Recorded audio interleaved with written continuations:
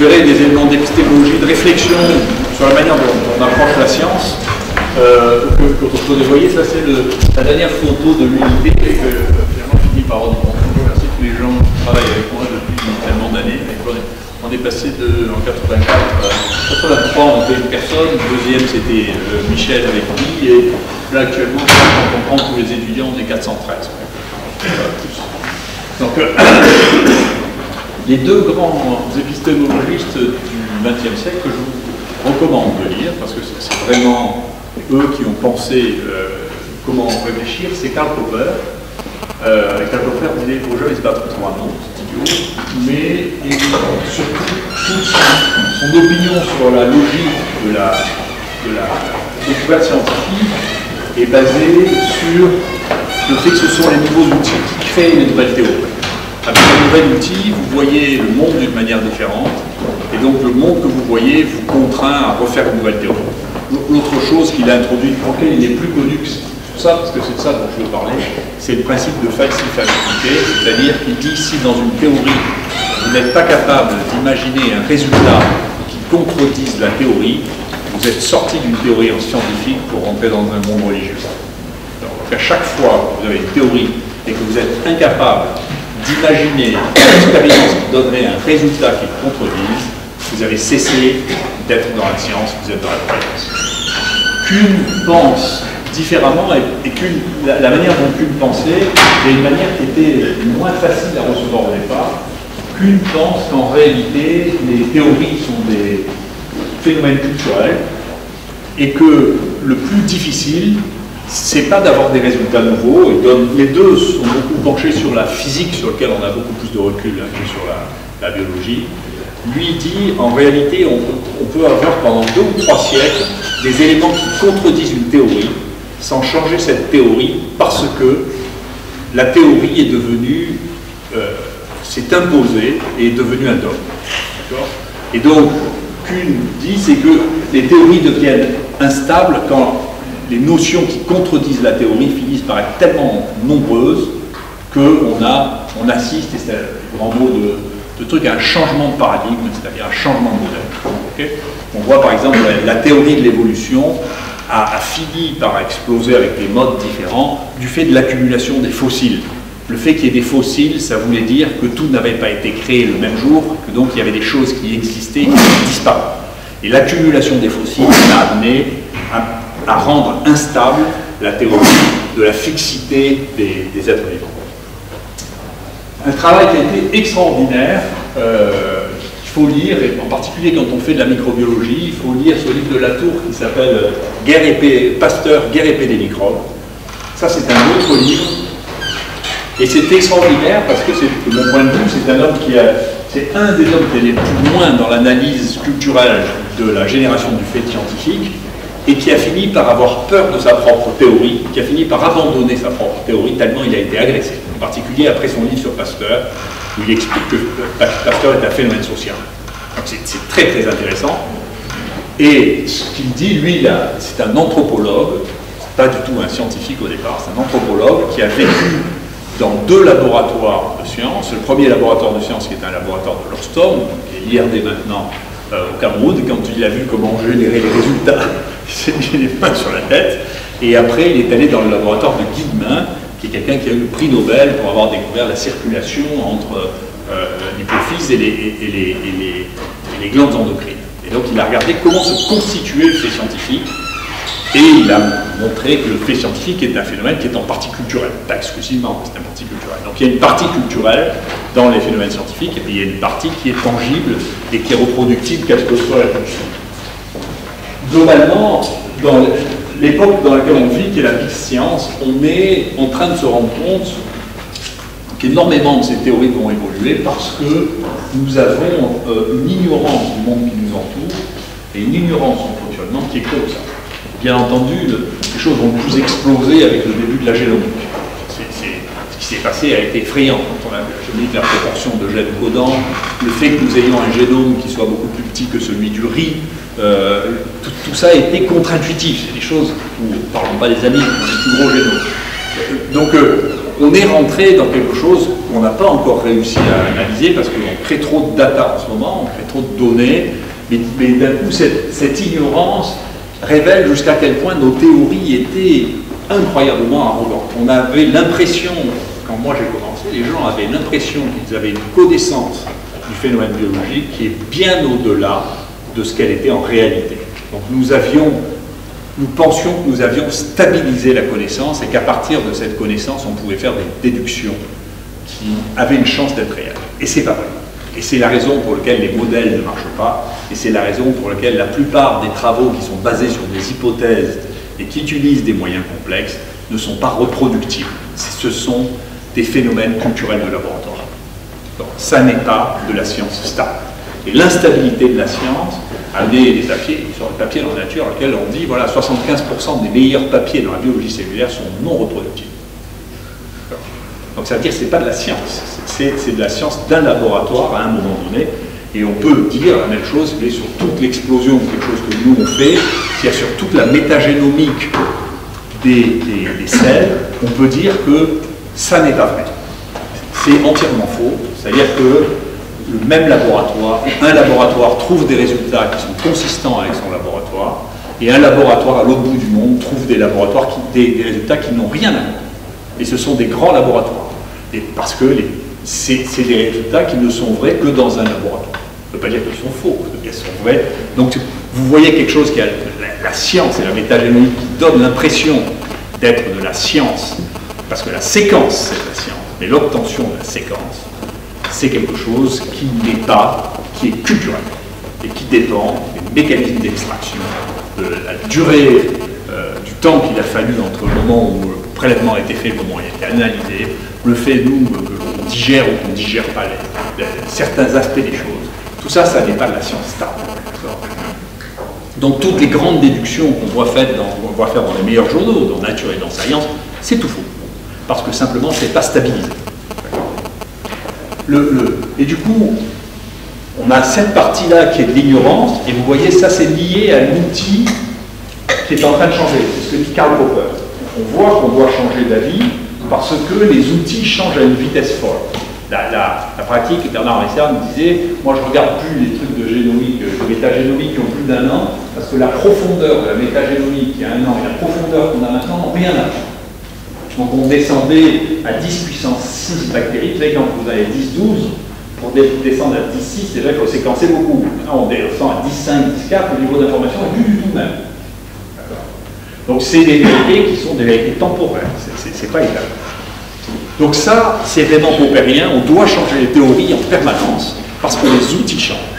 La deuxième chose, c'est l'aveuglement, c'est-à-dire, parce que nous croyons savoir, notre ignorance nous amène à ne pas regarder les éléments nouveaux qui sont sous nos yeux. Et parfois, il y a des éléments qui sont sous nos yeux depuis des décennies, et qu'on n'arrive pas à voir, simplement parce que, à vous, on vous a appris le contraire. Comme à moi, moi je suis un rebelle. Donc si vous regardez les infections au XXIe siècle, vous voyez, pour prendre simplement les infections, et pour voir jusqu'à quel point on était arrogant, vous voyez les 3 plus grands tueurs, sida, tuberculose et paludisme. C'est une des trucs pour lesquels la moitié des chercheurs qui font de la biologie cellulaire me haïssent en France. Je le répète souvent quand même, ça n'en dit pas. Vous voyez, c'est les 3 domaines qui ont été les plus financés depuis 20 ans. Il y a des milliards de dollars dans ces 3 vaccinations. Le résultat, rien. Rien. D'accord? Pourquoi? Parce qu'on a déduit à partir des infections aiguës, pour lesquelles on devient humain, qu'on allait faire la même chose avec des infections pour lesquelles on ne devient jamais humain. Donc on a spéculé qu'on allait trouver quelque chose que la nature ne savait pas faire. Or, quand la nature sait faire quelque chose, de l'identifier et de l'imiter, on sait assez bien le faire. Vous voyez? Par exemple, les antibiotiques. Mais pendant 25 ans maintenant, les gens essayent de faire des antibiotiques synthétiques à partir d'analyses de trucs, ça ne marche pas. Mais d'imiter l'antibiotique sécrété par une bactérie ou un champignon pour tuer les autres bactéries, ça marche très bien. Donc si vous êtes dans une maladie qui n'est pas immunisante, pensez que vous allez trouver un vaccin pour une maladie qui n'est pas immunisante, c'est un défi, et ça ne marche pas. Et donc ce que vous avez pour la tuberculose, pour l'instant, c'est le BCG qui date de 1920, en dépit du fait qu'il y a eu des... J'ai eu la curiosité de regarder combien il y avait de papiers qui mentionnaient vaccin et HIV. Il y en a 320. Donc quand même, ça a été financé pour quelque chose qui conceptuellement n'était pas réaliste. Les infections respiratoires, c'est très intéressant, les infections respiratoires, c'est la première fois que ça n'est plus la première cause de mortalité. Et je vous dirai pourquoi c'est plus la première cause de mortalité. C'est intéressant. Ça a été de tout temps probablement la première cause de mortalité. C'est simplement depuis 2 ans que ça n'est plus devenu la première cause de mortalité parce que ça régresse partout dans le monde. Sur le reste, je reviendrai un peu plus longtemps. Donc, il y a une accélération de la connaissance et il y a un certain nombre d'éléments, grâce à ça, sur lesquels je vais vous dire, voilà, je ne suis pas d'accord. Je ne suis pas d'accord, c'est une des bases de la nature, très souvent. Je ne suis pas d'accord avec des choses que l'on apprend, ou qu'on m'a appris, ou qu'on me dit maintenant. Et d'ailleurs, quand tout le monde est d'accord, en général, je soupçonne qu'il y a quelque chose qui ne va pas. Prenez, les virus sont petits. Alors, les virus sont petits, on travaille beaucoup ce domaine avec un scolaire. Et donc, le vrai truc des virus sont petits, c'est parce qu'au départ, le non-virus a été, en partie, c'est très difficile de trouver l'origine, mais en partie fait par qu'est-ce qui passe à travers des filtres de Chamberlain. Chamberlain, c'était un chercheur qui était à Pasteur, et il filtrait les trucs à travers la porcelaine. La porcelaine, c'est des trous qui font 0,2 microns. Ce qui passe à travers n'est pas visible au microscope photonique. Certains étaient infectieux encore, poliomyélite, et puis ensuite le virus de la mosaïque du tabac, et donc on est parti, enfin, il y a des trucs qu'on ne voit pas, qui sont virulents, et qui passent à travers les filtres de Chamberlain. Donc ils sont plus petits que d'autres. Et donc c'était une des bases de la définition des virus. On sait pas, en réalité on ne sait pas ce que c'est virus, je pense que ça n'existe pas. Je pense que c'est un groupe hétérogène de trucs. Et quand on demandait, le dernier qui essayait de définir ça, c'est le Wolf, et on disait, mais à la fin, un virus, qu'est-ce que c'est qu'un virus? C'est un virus. Ou c'est ce sur quoi les virologues travaillent. Parce que vous ne pouvez pas définir, vous ne pouvez pas avoir une définition biologique claire. Mais en tout cas, ce qui apparaissait le plus commun à tous, c'est que c'était petit, et que donc, quand on filtrait, et donc quand Christelle était chez Forest Howard, ce qu'il faisait, c'était de faire le virome. Qu'est-ce qu'on fait? On commence par filtrer, et donc on enlève tout ce qui fait plus 0,2, et hop, youpi, tous les virus sont là. C'est pas vrai. Et donc, nous, la raison pour laquelle on l'a trouvé, c'est qu'on cherchait les bactéries intracellulaires, et que dans les fausses bactéries intracellulaires, eh bien, il y avait un virus géant qu'on a pris longtemps pour une bactérie, parce qu'il était colorable et grave, il était gram-positif, et grâce à une invention merveilleuse, qui nous a donné un résultat négatif, et globalement, je répète souvent ça, mais pour les plus jeunes, c'est important. Quand vous avez un résultat négatif, c'est celui qui est important. Ou quand vous avez quelque chose qui est l'inverse de ce que vous vouliez, c'est celui-là qui est important. Parce que globalement, on n'est pas si malin que ce qu'on croit. Donc quand on a déduit quelque chose, il y a plein d'imbéciles au monde qui l'ont déduit aussi. Donc si vous trouvez la conformation de ce que vous avez déduit, vous n'êtes pas tout seul, vous n'êtes pas bien malin. Mais si vous gardez la capacité d'observation et que vous trouvez l'inverse de ce que vous cherchez, ou si vous trouvez quelque chose qui était absolument inattendu, ne faites pas comme tous les andouilles de foutre ça à la poubelle, parce que c'est dans la poubelle qu'il y a les choses les plus importantes.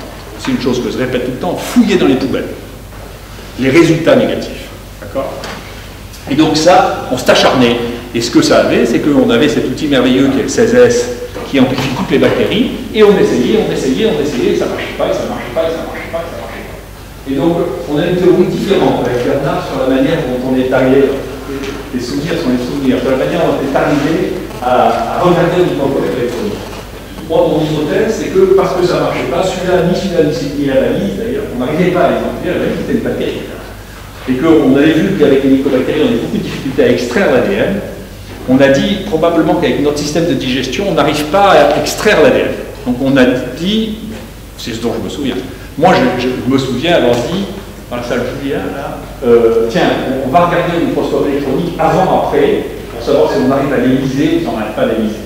Et Bernard me dit, c'est le moment où on travaillait sur une autre bestiole d'amibes qui s'appelle Aphipia, on passait au microscope électronique pour regarder comment était dans la cellule, et il a dit, mais tiens, j'ai regardé comment est celui-là dans les amibes. Je ne sais pas quelle est la vraie histoire, on ne s'est pas mis d'accord avec Bernard pour trouver une version commune. Enfin, toujours est-il qu'à la fin, c'était un virus géant, beaucoup de difficultés. Au départ, je l'ai envoyé à Nature et puis ils n'ont pas voulu. Après, donc, on a décidé de faire le génome complet et de faire la notation avec l'équipe de Jean-Michel Cabri, et c'était le plus grand virus à l'époque. Et donc voilà, en réalité, ce qui se passe, c'est une diapositive, il y a un beau dessin qui a été fait par Colson. Vous voyez, c'est que si vous filtrez, eh bien, vous introduisez, parce que vous croyez le dogme que les virus sont petits, eh bien, vous empêchez de voir une partie du monde. Et cette partie du monde, pour la voir, c'est compliqué. Il est possible qu'effectivement, en réalité, c'est mon hypothèse, tant je viens de changer, il est possible que les virus soient petits. C'est-à-dire qu'il est possible que ça, là, ne soit pas des virus, en tout cas, c'est mon hypothèse actuelle, mais ce soit des objets biologiques différents, qui ont des côtés communs avec les virus, mais qui soient des objets biologiques différents. Parce qu'il y a une différence qui est quasiment, qui est très brutale, et qui est logarithmique entre ces virus et ceux-là. Et c'est peut-être simplement que les virus, ce qu'on appelle maintenant les mégavirus, qui vivent dans les protistes, ont besoin d'être grands, et qu'il n'y a pas de forme de transition, parce que pour pouvoir être phagocytés par les protistes, ils ont besoin d'être grands. Ces virus-là, ils ont tous des récepteurs. Ces virus-là, ils n'ont pas de récepteur. C'est probablement une différence majeure. Ceux qui n'ont pas de ceux qui ont un récepteur ou une cible particulière doivent être petits pour être enveloppés. Ceux qui n'ont pas de récepteur, ils doivent être gros. Et donc il est possible qu'il n'y ait pas de forme de transition entre le fait qu'on est gros parce qu'il y a la manière d'entrer et d'infecter, parce qu'on rentre dans des professionnels de la phagocytose, et parce que quand on est petit, on est spécialisé dans une cellule donnée. Et ensuite, quand on est dans un protiste phagocytaire, alors là, c'est une bagarre terrible parce qu'il y a des bactéries et on est obligé d'avoir un génome qui est gros. Et donc, il y a probablement ce mode de vie explique peut-être que finalement, les virus, j'arrive à changer d'opinion. Vous voyez, c'est pas vrai que les virus sont petits. Peut-être que les virus sont petits si j'arrive à démontrer que ça, c'est pas des virus. On verra. Ceux-là. Mais du coup, nous, on n'est pas, avec Bernard, on n'est pas des virologues, on est des rickettsiologues. On travaille sur les bactéries intracellulaires. Donc, on a traité ces virus comme des bactéries intracellulaires. On fréquente d'ailleurs assez peu les virologues, avec les microbiologistes. Et donc, premièrement, quand on a regardé ça, eh bien, deuxième souche, hop, Bernard voit un truc ici, un deuxième virus à l'intérieur, vous voyez qu'il se met dans la capside, là, comme dans un cheval de Troie pour envahir les autres trucs, il rend les virus malades, et donc on a fini par appeler ça le virophage, c'est-à-dire la même chose que les virus qui infectent les bactéries. Donc, c'est comme une bactérie, un gros machin, et donc dès qu'il y a un gros machin, ça peut être infecté par un virus. Ensuite, du coup, quand même, ce qui nous intéressait, vous vous rappelez, c'est qu'on cherchait des bestioles de pneumonie. Quand même. On finit par trouver quand même qu'on trouvait ça dans la pneumonie. On a isolé notre premier virus d'une pneumonie tunisienne, et puis on a toute une série d'anticorps dedans au cours de pneumonie. La deuxième famille virale, ça a été le virus géant Marseille virus, et là aussi c'était très intéressant. La première fois qu'on avait publié l'univirus, tout de suite, à chaque fois que j'ai publié quelque chose qui me paraissait important, il y a toujours quelqu'un qui envoie une lettre en disant c'est une bonne. C'est un bon signe.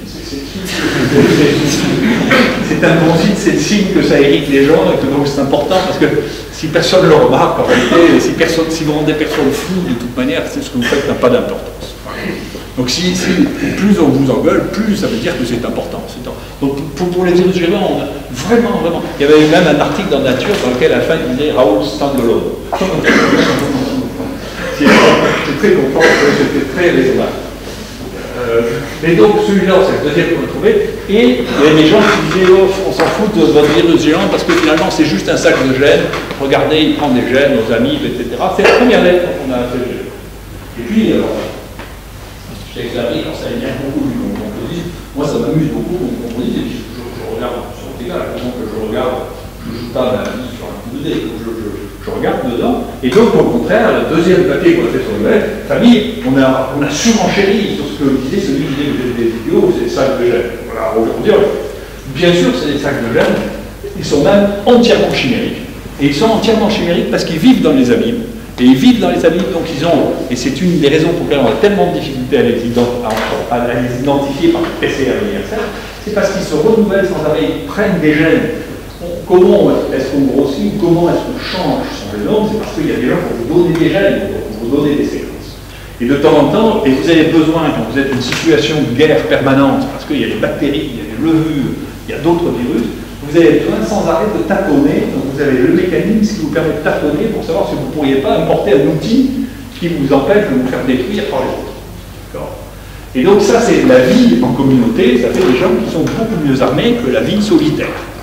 Et donc eux, ce sont des virus qui vivent en communauté, et donc c'est la raison pour laquelle ils sont différents. Donc ça ensuite, on va chercher, et donc avec une bizarrerie que je n'arrive pas à expliquer scientifiquement, sauf qu'il y a des cultures de laboratoire, Christelle qui a commencé à chercher dans le sang des virus, pour la première fois sans filtrer, si on trouvait des virus géants, a trouvé un virus très très proche de l'antivirus, d'une part qui était présent dans le sang, d'autre part les anticorps élevés contre ça. Les anticorps contre ce virus ont été aussi trouvés par Drug en Suisse, et puis on a fini par le trouver dans un ganglion d'un enfant de 11 mois. Là aussi, par chance, c'est un paradoxe. On cherchait, pour pouvoir valider la sérologie que Christelle mettait au point, on cherchait des gens qui soient des témoins négatifs. Les bons témoins négatifs pour la sérologie, c'est les gosses qui ont entre 6 mois et 2 ans. Parce qu'après 6 mois, ils n'ont plus d'anticorps de la maman, et après 2 ans, ils commencent à être infectés. Vous avez une fenêtre entre 6 mois et 2 ans, en général, où ils n'ont plus d'anticorps contre les bestioles extérieures, sauf s'ils ont déjà été infectés. Et donc c'est très bien, on prend ces anticorps, on teste, et parmi les 9 qu'on teste, il y en a 8 qui sont à 0,0, très bien, ça nous donne du coup notre témoin négatif, et il y en a un au contraire qui a des anticorps très élevés.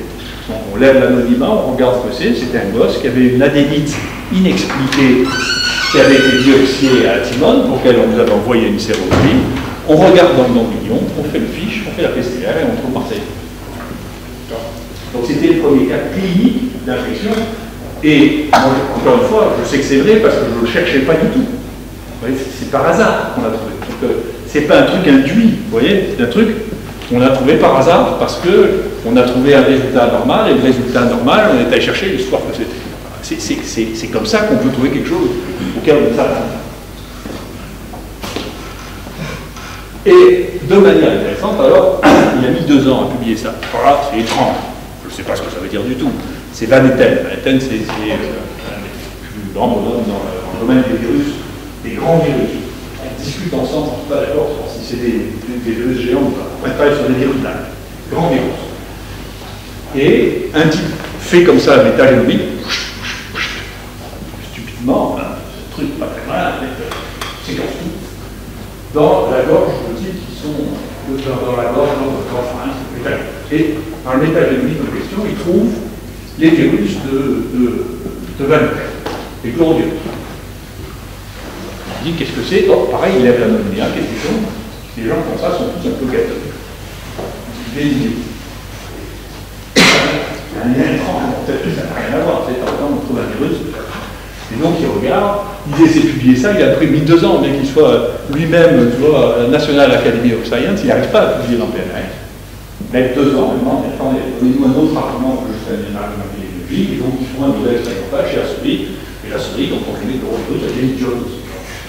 Ils ne mesurent pas le MMS, les souris, mais en fait, elle est idiote aussi. Donc il y a quelque chose qui est un champ nouveau, dont je ne sais pas ce que c'est, jamais personne n'a regardé.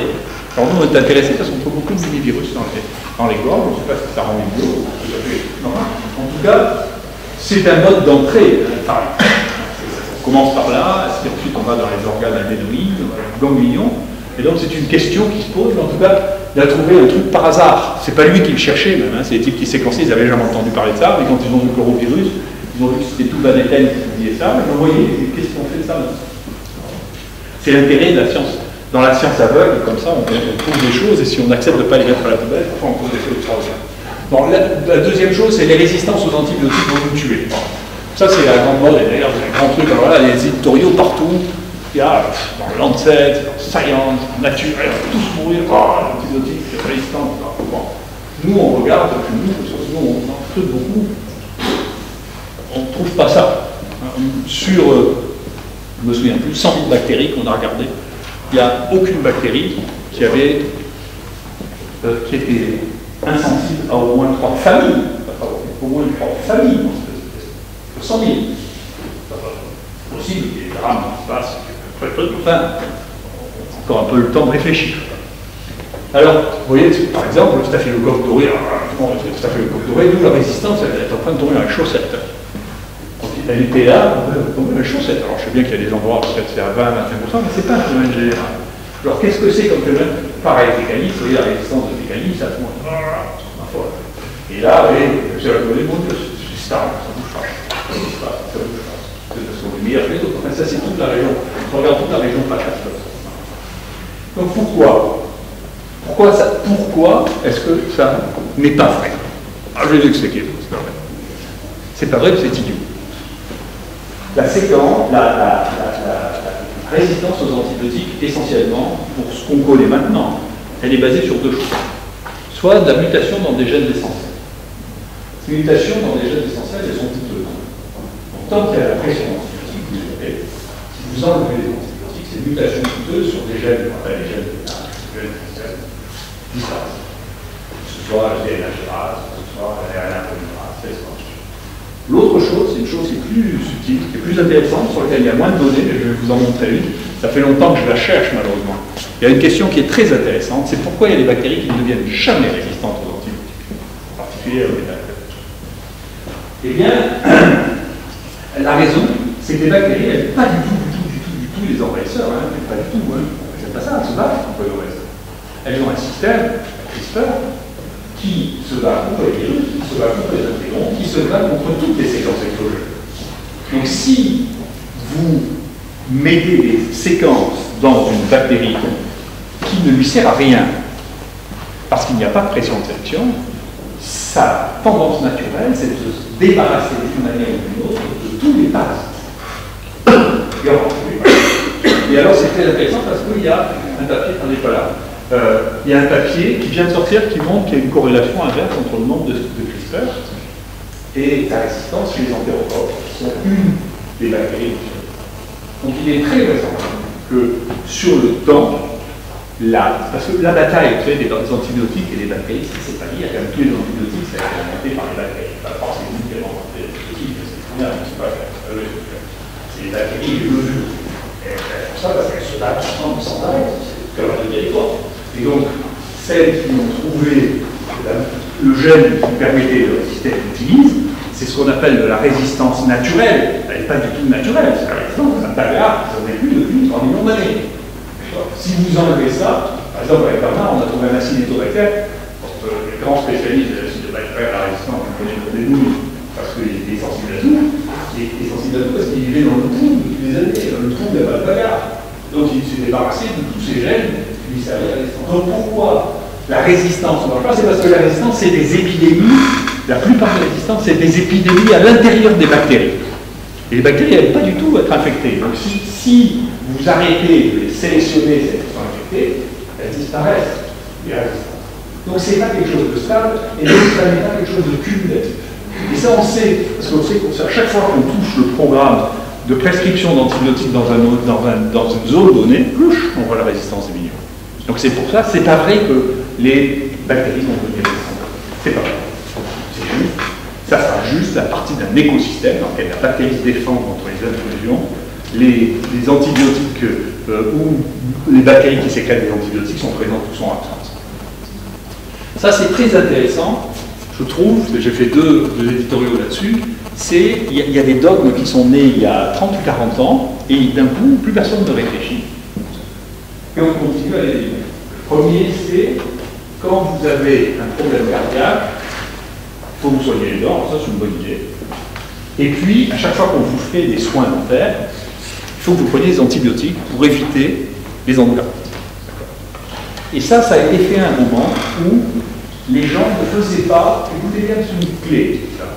Les gens ne faisaient pas de contrôle négatif. C'est-à-dire que quand on faisait des soins dentaires, on faisait des hémocultures pour voir ce qu'il y avait dedans. Alors, quand on fait des soins dentaires, on vous arrache une dent, si vous faites une hémoculture, il y a des streptocoques d'origine buccale qui sont dans le sang. Et c'était ces streptocoques, à l'époque, qui logeaient le plus d'endocardite. Et Donc, c'est facile, sujet vers complément, comme complétion alimentaire, et les streptocoques, qui sont les mêmes que ceux de l'olive organique, donc on donne des antibiotiques pour les soins dentaires. Sauf qu'il n'y a pas de contrôle négatif. Et que donc, on ne sait pas quelle est la signification des hémocultures utilisées. Quand on a commencé à faire des hémocultures à des gens qui avaient rien du tout, ou qui se lavent les dents, ou qui mangent du chewing-gum, ou qui mangent, et là, vous avez les streptocoques buccaux qui circulent dans le sang. Donc la proportion des streptocoques buccaux qui circulent dans le sang après des soins dentaires est infime par rapport au nombre de streptocoques buccaux qui circulent pendant votre vie tous les jours alors que vous ne faites pas de soins dentaires. Mais après, une fois que vous l'avez argumenté, à chaque fois que quelqu'un a une endocardite, vous me dites, vous avez eu des soins dentaires, dedans il y en a toujours un qui a eu un, une fois il y a un mois, voilà. Et donc vous consolidez petit à petit votre truc, parce que il y avait une erreur au départ, c'est qu'on ne faisait pas de contrôle négatif. On vient de faire une lettre au New England, on m'a permis d'insulter avec le New England, parce qu'ils ont fait un papier sur les fièvres en Afrique, dans lequel il n'y a pas de contrôle négatif. Donc à chaque fois qu'il y a malaria possible, ils disent c'est pas nuisible. Mais dans cette zone-là, il y a 12% des gens qui prenaient un malaria dans la fièvre. Donc vous ne pouvez pas tirer de conclusion de la présence de la malaria dans le sang pour la fièvre en Afrique. Si c'est en Suisse, bien sûr, c'est 100% de la mortalité, parce que les témoins négatifs en Suisse sont tous négatifs. Donc l'absence de témoins négatifs, ça vous amène à avoir un raisonnement qui est faux. Et je peux vous dire que ça, c'est toujours maintenant. Ça fait 40 ans qu'on sait qu'on a des bactériémies à strepto tout le temps. Et ça fait... On n'a pas réussi à sortir ça pour des raisons qui sont des raisons culturelles. C'est-à-dire que si vous allez devant la loi et que le dentiste n'a pas donné d'antibiotique et le type a une endocardite, eh bien vous êtes condamné. Parce que c'est guidelines, parce que c'est la règle. D'accord ? C'est un dogme. La même chose, c'est ça. Il y avait une maladie qui s'appelait le rhumatisme articulaire aigu. Maladie importante, maladie qui est liée, d'une manière mal comprise maintenant, au streptocoque A. Et puis, cette maladie, ici, pour des raisons absolument incompréhensibles, a disparu. Pas plus du tout. Et, de manière intéressante, la dernière étude qui a été faite en France, multicentrée, tous les trucs, il y a une vingtaine d'années, avait trouvé, j'avais à l'époque 8 cas de rhumatisme articulaire aigu par an en France, de manière très intéressante, sur les 40 cas que vous avez collectés, il y en avait la moitié qui n'avait pas eu d'angine. Vous ne pouviez pas faire la Deuxièmement, dans ceux qui avaient eu l'angine, il y avait la moitié de ceux qui avaient ce rhumatisme articulaire aigu qui avaient reçu une prophylaxie et l'autre moitié non. Donc la valeur protectrice, si vous voulez faire ça, est quand même pas complète. Mais maintenant, si votre gosse a une angine, se fout de savoir l'angine qu'il a, tout le monde fait un test automatique pour savoir s'il y a du streptocoque, s'il y a du streptocoque, on lui donne le PCI pour éviter le rhumatisme articulaire aigu, parce que ça va faire son angine. Donc on est en train de prévenir une maladie dont on sait qu'on n'arrive pas à la prévenir comme ça, qui est une maladie qui se dit. Ça va être obligatoire. Et j'ai réalisé ça parce qu'il y avait une étude qui était faite par les anthropologues sur l'application des règles. Les anthropologues, ils ne savent pas ça. Ils disent, les bons docteurs, c'est ceux qui appliquent les règles, et les mauvais docteurs, c'est ceux qui n'appliquent pas. Et donc, c'est trouvé que ceux qui n'appliquaient pas, c'était ceux qui avaient une aversion au risque. Et ceux qui avaient une aversion au risque, ils regardent l'angine, ils disent, ouh, elle est sévère cette angine, tiens, je vais jouer les antibiotiques. Et donc, ils ne respectaient pas du tout les règles. Et ils ont raison, parce que maintenant, on s'est rendu compte, depuis 2 ans, c'est pareil, c'est confirmé avec Sophie ici, qu'il y a probablement, en fonction des études, au moins autant de Fusobacterium microforum, ou la moitié de Fusobacterium microforum, qui est une bactérie très dangereuse, qui peut laisser le monde, qui peut les choses très compliquées, et qui est envoyée du streptocoque. Donc ce qui est important, c'est que ce soit une angine sévère ou pas. Une angine, une pharyngite à streptocoque, ça n'a aucun intérêt à faire. Mais on est parti d'un dogme qui a 50 ans, et on n'arrive pas à s'en débarrasser, bien que personne ne peut discuter de ça. Moi, j'essaie de faire des pro and con discussions sur un truc comme ça, mais personne ne veut discuter, parce que c'est pas vrai.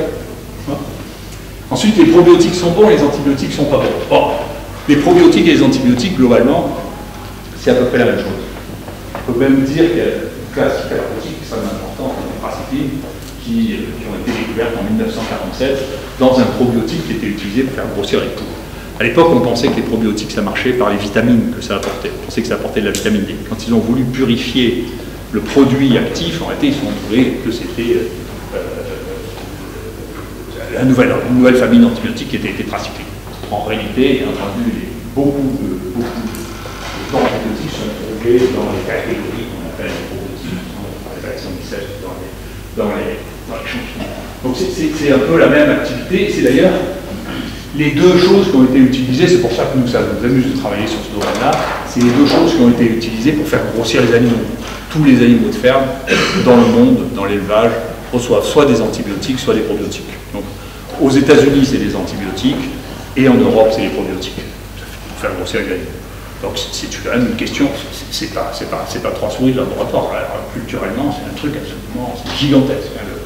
La prescription de probiotiques et d'antibiotiques pour faire grossir les animaux, c'est une chose colossale. Deuxièmement, pour les antibiotiques. Alors, c'est intéressant les antibiotiques, parce que tout le monde dit on prescrit trop d'antibiotiques, Ou vous voyez, des fois, on prescrit, ça n'a pas de sens, parce que pour le rhumatisme articulaire aigu ou pour les soins dentaires, ça n'a pas de sens. Mais par exemple, pour les pneumonies ou pour la grippe, si on prescrit des antibiotiques, on a beaucoup moins de morts, puisque en réalité, les gens qui meurent de grippe, dans 2 tiers des cas, ils meurent d'infection bactérienne. Attention, les grippes sévères, les soins. Maintenant, d'ailleurs, les recommandations ont changé depuis, parce qu'il y a eu la réanalyse de toute l'épidémie de fièvre de grippe espagnole, on s'est rendu compte que 90% des gens qui sont morts de grippe espagnole sont morts d'infection bactérienne. Donc s'il y a eu des antibiotiques, donc il n'y aura plus de grippe espagnole. Ça fera autre chose, mais les grippes espagnoles avec une mortalité pareille, ça n'existera plus jamais. Parce qu'on va les autres.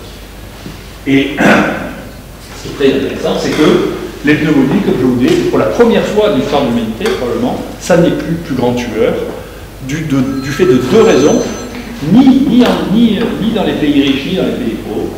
Dans les pays riches, parce que les enfants sont vaccinés contre le pneumocoque, et que les enfants sont le réservoir et le vecteur des pneumocoques.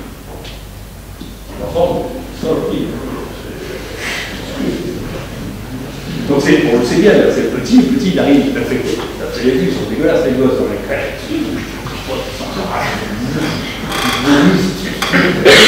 Et donc ils reviennent avec tout ça à la maison. En plus, c'est eux qui ont les charges virales des poussées. Vous devrez les charges virales des gosses avec la grippe, c'est 100 fois plus que les pneumocoques, c'est pareil. Et donc, c'est le syndrome, moi je commence à faire très attention, c'est le syndrome de Noël. Vous avez les gamins qui arrivent et après vous avez les grands-parents qui sont malades en janvier. Vous voyez, les gens disent c'est le syndrome de Noël, il faut faire gaffe à ça. Mais une des autres manières de prévenir ça, c'est de vacciner les gosses. Donc, personne n'avait prévu que la vaccination pour le pneumocoque des gosses allait changer le pronostic des pneumonies chez les sujets. Donc, en pratique, théoriquement, avec le niveau de couverture qu'on a, on ne devrait plus avoir besoin de vaccination pneumococcique pour les sujets âgés, sauf chez ceux qui voyagent, pour lesquels la vaccination pneumococcique n'est pas installée, et donc le pneumocoque continue à circuler. Là, si vous regardez en pèlerinage du Hajj, c'est plein de pneumocoques. Parce que les gens ne sont pas vaccinés, ils échangent les pneumocoques. Mais dans un pays dans lequel tous les gosses sont vaccinés, ça c'est une des raisons de diminution. Nous, on a une diminution spectaculaire. C'est la seule cause de bactériémie qui diminue dans le laboratoire. Et ça, c'est la vaccination pneumocoque des enfants. C'est les vieux qui les vaccinent. La deuxième chose, c'est que les antibiotiques maintenant qui sont produits en Inde et en Chine, ça coûte rien. Et que donc ils rentrent sur le marché. Et donc qu'est-ce qu'ils font? Quand ils vont la faire, soit en réalité, ils achètent sur le marché, ils prennent les antibiotiques sur le marché, et on a un écroulement des pneumonies actuellement en Inde et en Chine. Et c'est un des éléments majeurs de l'augmentation spectaculaire de l'espérance de vie que l'on voit actuellement dans les pays les plus pauvres. Parce que tout le monde a gagné 6 ans d'espérance de vie depuis une dizaine d'années, y compris les pays les plus pauvres, à cause des antibiotiques. Alors qu'ils étaient les grands tueurs des enfants et des sujets. Mais, comme je vous l'ai dit, ça a des inconvénients, ça fait grossir, et nous on a trouvé, tu vois, ça fait grossir les animaux. La vancomycine, c'est ce qui a été le plus utilisé pour faire grossir les dames, c'est les dames géantes, avec un produit qui est proche de la vancomycine, ça s'appelle la aussi, qui est interdit maintenant, mais après, le donne quand même pour les soigner. Et puis, nous on va regarder, effectivement, ça rend aussi les gens opérateurs. La grippe se traite par les antiviraux et les antibiotiques, alors ça, et pas par les antibiotiques, et ça, c'est une des grandes choses qui est remise en cause. signé par un type absolument génial qui est Knut Mann, qui a, vous pouvez regarder sa présentation sur les YouTube qu'il a fait ici, extraordinaire, c'est la plus belle présentation qui soit. Et en réalité, si vous vaccinez une population, ce que je vous ai dit pour les pneumocoques, c'est vrai aussi pour la grippe. Ça avait été démontré au Japon. La vaccination pour la grippe était obligatoire pour l'entrée à l'école. C'était très bien parce que vous avez un très contrôle, ça ne vaccinez pas. Et ça, c'est très bien parce que les gosses s'immunisent beaucoup plus facilement. Et ça avait fait diminuer de manière spectaculaire les grippes chez les sujets âgés. Quand ça a été abandonné, il y a eu un boom de grippes chez les sujets âgés, qui eux ont une moins bonne immunité, donc la vaccination chez les sujets âgés marche moins. Donc si vous voulez empêcher la circulation de la grippe, c'est possible. C'est ce que fait l'Angleterre. Nous on ne le fait pas, mais c'est ce que fait l'Angleterre. Ensuite, comment on tue comment on lutte contre les tueurs? Eh bien, l'une des premières choses, c'est il faut donner des antibiotiques aux grippes quand ça fait 3 jours, qu'elles sont là, c'est des sujets âgés, qui sont apparemment disney, il faut leur donner des antibiotiques. Surtout pas de cortisone, ce que fait un certain nombre de médecins, très malheureusement, mais il faut leur donner des antibiotiques. Et en revanche, l'efficacité des antiviraux dans la pneumonie virale, c'est très limite, très grand état, et il est possible que ça ne sert à rien du tout. Vous voyez, si je vous dis, si vous demandez ça d'ailleurs probablement au ministre de la Santé, la grippe, est-ce qu'il faut la traiter avec des antiviraux ou des antibiotiques? Il est possible qu'il ne vous donne pas la même réponse que moi. Parce que ça paraît logique, en réalité c'est parce que la grippe, pour l'appeler, c'est une association d'intérêts. Donc vous dites celui qui est important, c'est celui qui commence, moi je dis celui qui est important, c'est celui qui finit tout. Donc c'est les bactéries qui sont les plus importantes. Il n'y a pas de vraie évidence, c'est tout un débat. On publie un numéro spécial là-dessus sur les neuraminidases, ils se discutent comme des chiffonniers, parce qu'il n'y a pas de vraie évidence. Donc il y a des vraies évidences. Il y a un lien entre autisme et microbiote digestif quand on étudie le microbiote. Alors ça fait grand bien. Alors ça, l'autisme, il y a quelques maladies pour lesquelles tous les ans on publie une connerie. Parfois on arrive à publier plus d'une par an. C'est la sclérose en plaques, l'autisme, la fatigue chronique, parmi d'autres. Moi j'ai vu apparaître et disparaître des maladies. Donc c'est culturel. Par exemple, quand j'étais jeune, ma maladie qui était très à la mode, c'était la spasmophilie. Alors la spasmophilie, c'est l'émotion de femme jeune, je ne sais pas, autre chose que l'émotion de femme jeune, mais qui se sentait mal, qui tremblait, qui avait, on avait même inventé un signe clinique qui s'appelait le signe Prospect, on les tapait là, comme ça, et on leur foutait du magnésium. Ça a disparu, et c'était un phénomène culturel français, ça n'existe pas. Et il y avait donc l'autre truc, c'est qu'on leur foutait un sac de papier sur la tête, pour pas qu'elle s'y perde oxygène. Donc si vous voulez, mais si vous regardez l'expression, la surexpression des multipliés, un peu avant, c'est le truc de Charcot, avec les femmes qui avaient des pseudo-crises d'épilepsie. Moi j'ai vu la fin de ça, donc j'ai vécu en plein la spasmophilie. Moi maintenant j'ai l'impression que ce qu'il a un peu remplacé, c'est la fibromyalgie.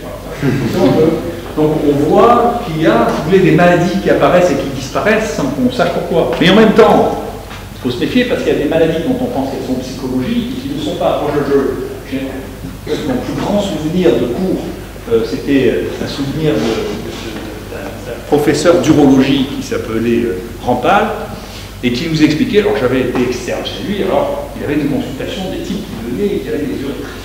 Et les types disaient, alors ils avaient des urétrites à l'héliclaire, c'était des petites gouttes, le goût du ménard, le type pour dire, et regardez, je m'excuse, je vais vous mimer. Il dit, regardez docteur, ça va lui prenez le truc, vous voyez qu'il y a une goutte, il y a une goutte. Et donc il appelait ça les trayeurs de l'air. Et il disait, il parlait comme Bosso, exactement. Alors il disait cette chanson, oh putain, c'est très bien, je sais que des fanas, ils sont cinglés, qui viennent de mon après, il faisait des cours comme ça. C'est un truc, c'est un grand moment. Enfin, c'est un truc, sketch extraordinaire. C'est gratuit. Et on a découvert un jour que c'était Clavidia qui donnait ça, et donc c'est malheureux qui était censé être fou, on leur donnait 7 jours d'antibiotiques, il était plus fou. Je ne dis pas, les maladies auxquelles on ne comprend pas, on est ignorant. Il faut savoir qu'on est ignorant. Il ne faut pas bâtir les choses. Il y a de ces choses-là qui vont être déterminées par un élément qu'on ne connaît pas maintenant. D'accord ? Mais en tout cas, celle où on invente les choses les plus instables, c'est ça, sclérose en plaques, autisme et les expressions du mal-être des femmes jeunes. C'est très fait. Alors là, le coût de l'autisme, pour vous dire la vérité, le coût du microbiote digestif, je suis un peu sexy. Parce que quand même, comme je suis un docteur, donc ce qu'on utilise, nous, sur quoi on travaille, c'est sur la matière fécale. Enfin, matière fécale, et donc quand on parle du microbiote digestif, le microbiote digestif, à 99,9%, c'est le microbiote du côlon. Parce que vous voyez que la concentration en bactéries augmente de manière considérable. Ici, vous en avez 10, 2, 10, 3, puis ici, 10, 4, 10, 5, ici, vous avez 10, 12. Et puis c'est grand, ça fait 2 mètres, c'est grand. Eh bien, c'est possible que tout ce qu'il y a là-dedans fasse une quantité de choses contre l'autisme, mais si vous virez tout ça chez un humain, ça ne rien. Donc, les microbes sont là, ça ne va rien. Il y a plusieurs millions de personnes à qui on a enlevé le côlon parce qu'ils avaient qui une rectocolite hémorragique, qui un cancer. Il faut leur donner un peu plus d'eau et de sel, parce que ce à quoi ça sert le côlon, c'est à réabsorber l'eau et le sel. Donc toute la population que vous observez qui est là-dedans, qui est complètement différente de celle qui est la vôtre, c'est une population qui est des bactéries qui vont installer. C'est une nouvelle. C'est des bactéries qui sont installées là pour faire la sécurité. Ça n'a pas d'effet sur la nutrition. Ça a probablement un effet sur la pathologie locale des colons, parce que c'est leur partenaire. Mais pensez que vous allez avoir des modifications cérébrales à cause du microbiote du colon, mais les petits acteurs d'un colon, ils ne viennent pas fous, ni autistes, ni débiles, c'est pas raisonnable.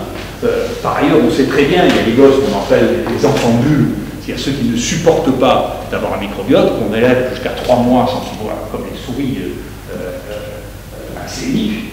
Les souris acéniques, elles ne sont pas idiotes, les gosses qui vivent dans une bulle, pourtant ils vivent dans une bulle, c'est pas une chose plus agréable, il n'y a ni fou, ni autiste, donc si vous voulez, il faut faire attention, on mord, le microbiote, il faut faire attention, ce qu'on étudie quand même, c'est très sérieux.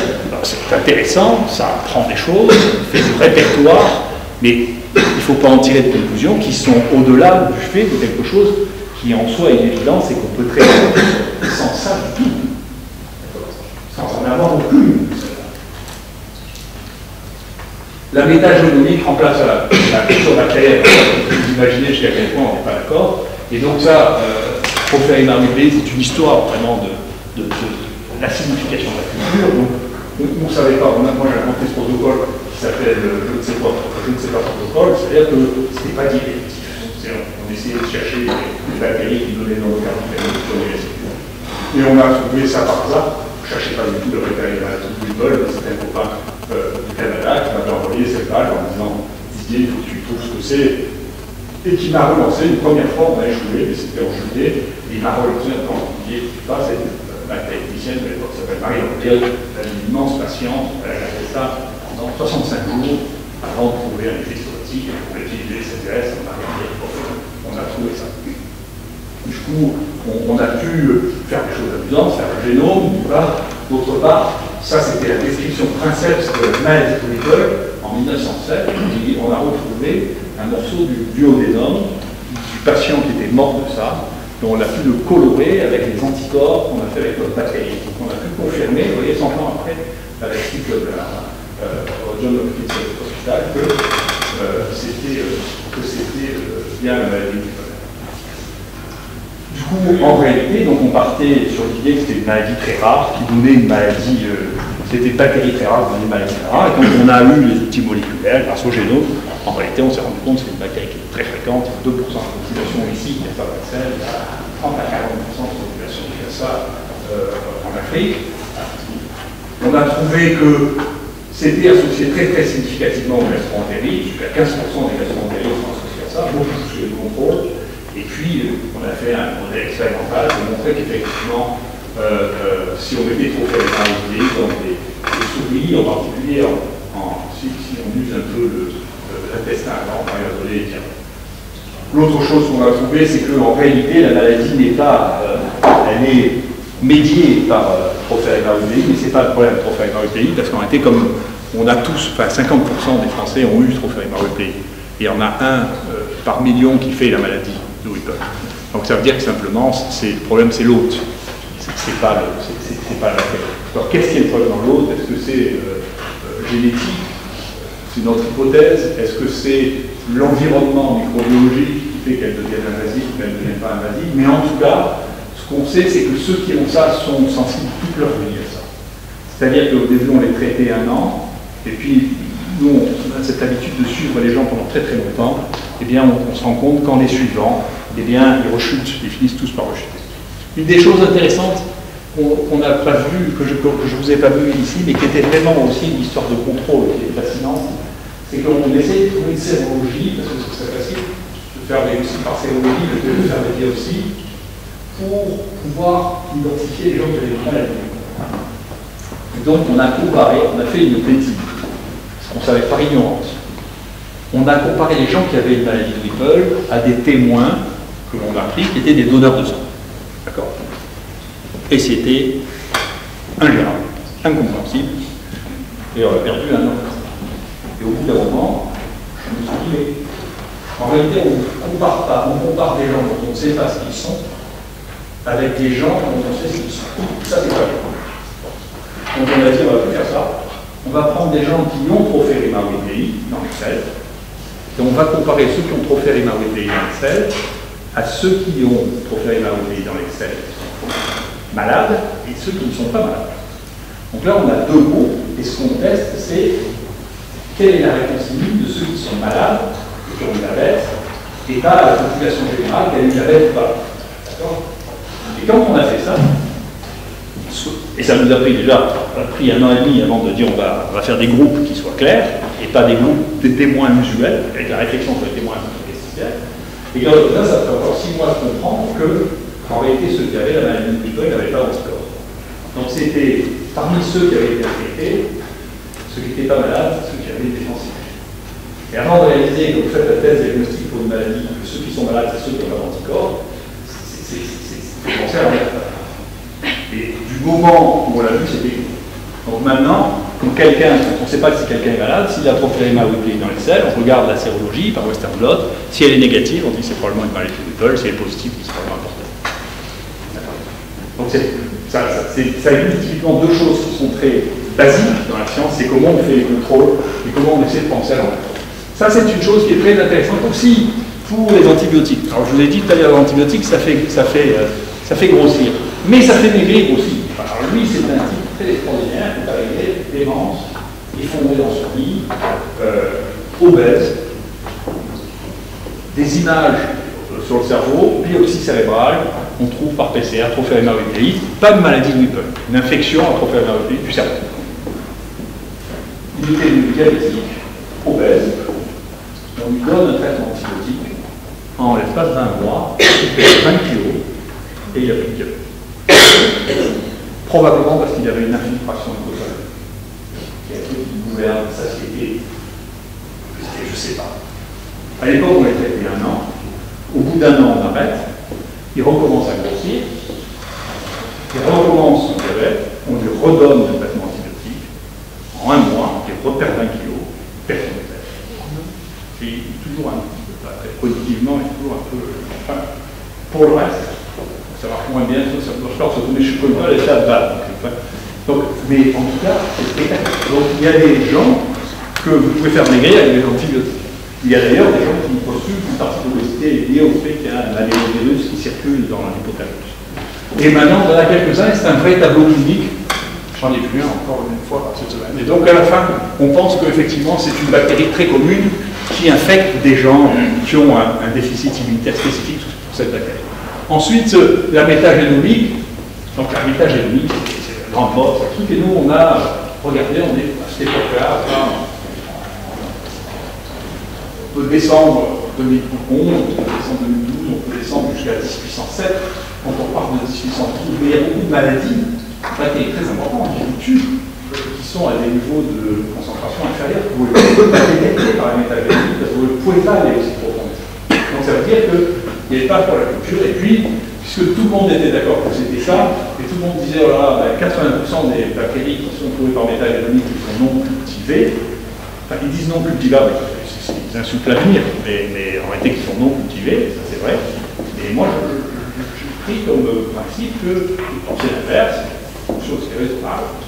Et donc de dire, moi je pense que 80% des bactéries qui sont cultivées ne sont pas détectées par le métabiomique. Et on va faire ça. Donc je fais ça pour trois masters. C'est trois études de master. C'est 6 mois de master. Avec Jean-Christophe, Mathieu et Perrine. Et avec ça, on a commencé à faire théoriquement, à tester 213 milieux de culture. On va tester 32 000 colonies. Et à chaque fois que ce n'était pas identifié par Master au début du CSS. Et à la fin, on a eu 340 espèces différentes. Et là, on avait 31 espèces nouvelles qu'on a décrites, passées au séquencé. Et donc, si vous regardez, ensuite, si vous comparez les 3 selles bactéro-séquencées, par culture omique, on attend dedans. Enfin, il n'y a que 15% en commun.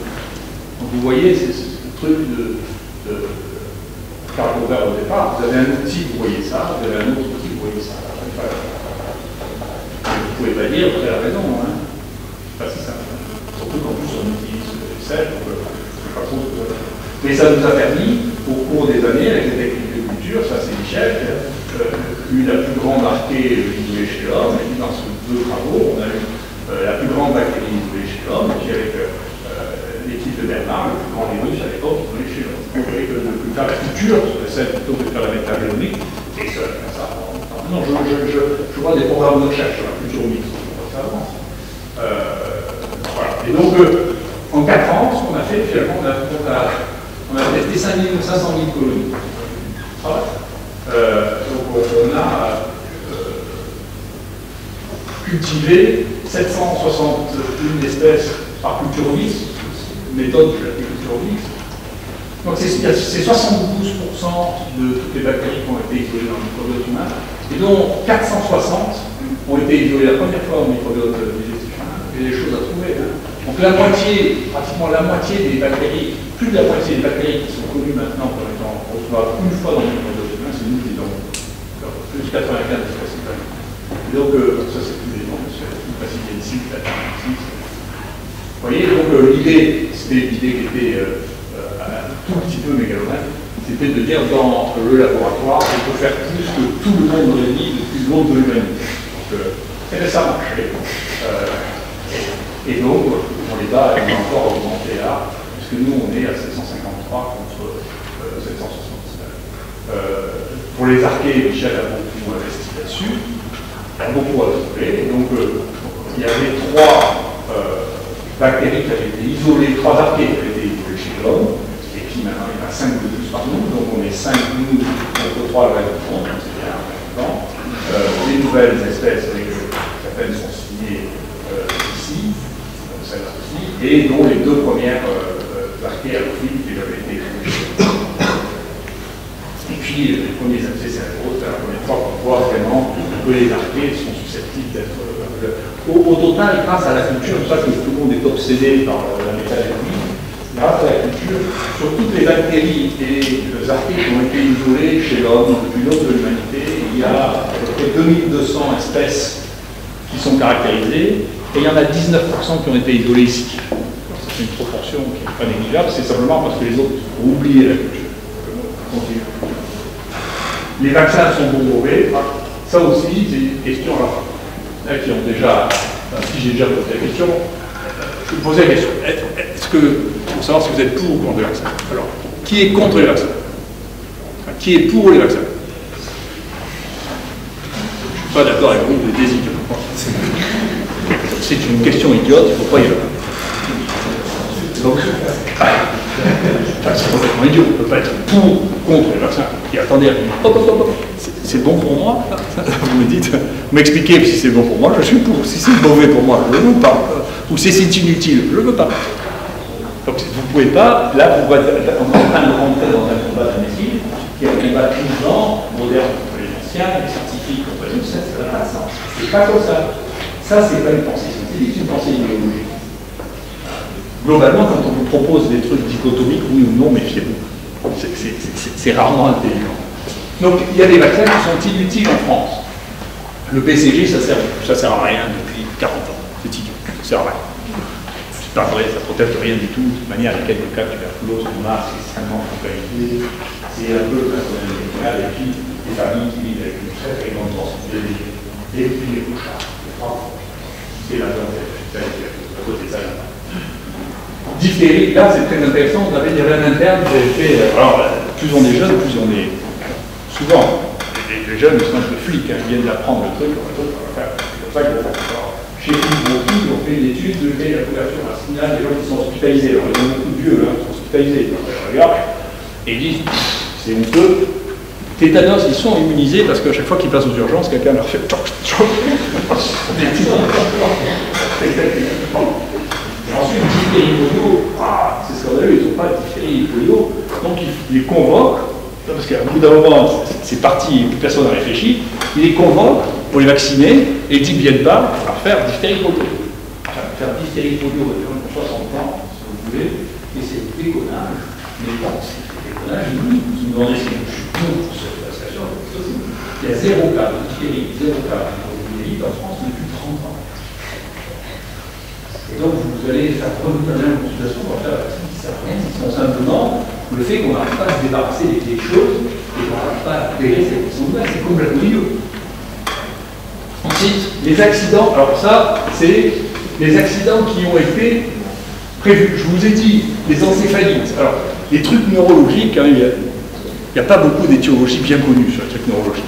Et ensuite, les premiers vaccins qui étaient utilisés, c'est les vaccins contre la variole, les vaccins contre la poliomyélite, et tous les deux ont entraîné des histoires cérébrales.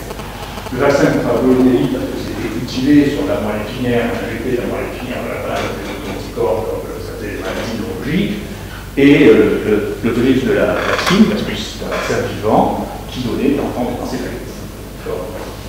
Donc il est resté dans l'idée que les vaccins étaient générateurs de troubles neurologiques. Ce qui est assez rare avec les vaccins actuels, en particulier dans ces vaccins chimiques sur des tout petits vaccins. Mais qu'est-ce qu'on a eu comme truc? Alors, ceux-là n'ont jamais, ça n'a jamais été avéré. D'ailleurs, sclérose en plaques et hépatite B, c'est pas vrai, coïncidence.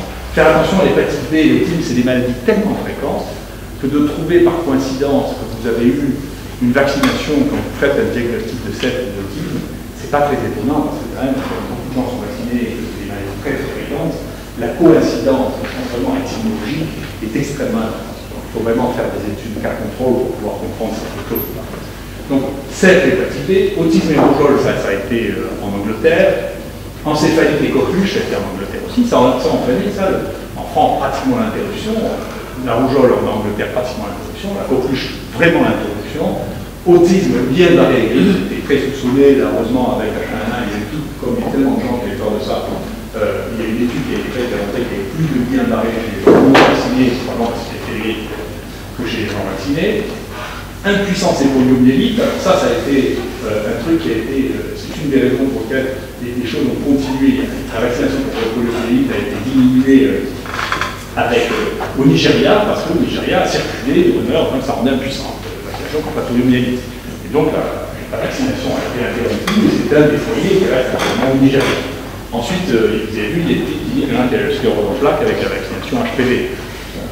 Il y en a une qui a une autre précoce. La phénomène, l'HPV, c'est un peu pour l'utérus, et donc elle a dit j'ai fait une ménopause. J'ai essayé de dire, écoutez, j'ai la vaccine de ménopause précoce parce que les personnes n'ont pas actuellement. Quand même, ça, on n'a pas convaincu. Accident non prévu. Alors, il ne faut pas dire qu'il n'y a pas d'accident. C'est pour ça que vous n'avez pas le droit de dire que vous êtes pour les vaccins. C'est idiot. Il y a des accidents. Si accident non prévu, alors ça, les Américains ont fait très très fort avec la vaccine. Alors ça, là-dedans, il y a plusieurs fois, ils ont eu des attitudes avec des trucs de la santé qui étaient un peu excessives.